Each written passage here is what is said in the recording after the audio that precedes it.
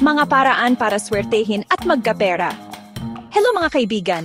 Ngayon pag-uusapan natin ang mga paraan kung paano tayo suswertehin at magkakapera. Siyempre, hindi naman natin masasabing 100% effective to.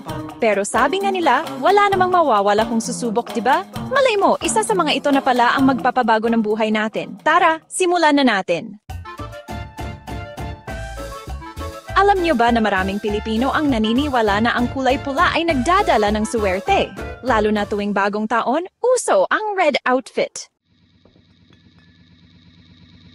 Huwag daw maglalabas ng pera pag bagong taon, pero dapat daw may barya sa bulsa. Simbolo daw ito ng kayamanan at suwerte. Monday blues? Not anymore! Maswerte daw magsimula ng mga bagong proyekto o gawain tuwing Lunes.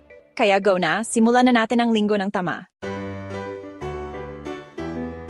Chapter 4. Alam nyo ba, mas maganda daw iwasan ang bad vibes para maswertehin. I mute na ang mga negative news and toxic people. Chapter 5. Sa New Year's Eve, dapat daw may 12 fruits sa mesa. Simbolo daw ito ng bawat buwan ng taon at nagdadala ng suwerte. Chapter 6. Para sa good vibes lang. Ang pagsusunog ng insenso ay tradisyon na raw na nagdadala ng magandang kapalaran.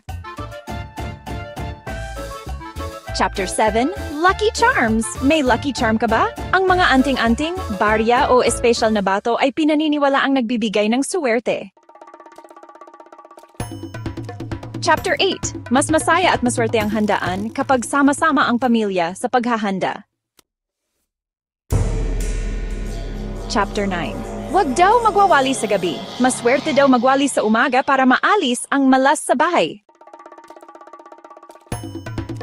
Chapter 10. Siyempre, dapat masaya ang pagsalubong ng bagong taon para suwertehin sa buong taon.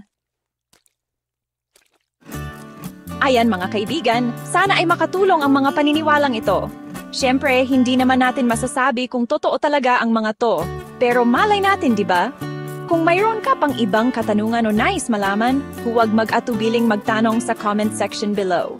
Hanggang sa muli, mga kaibigan!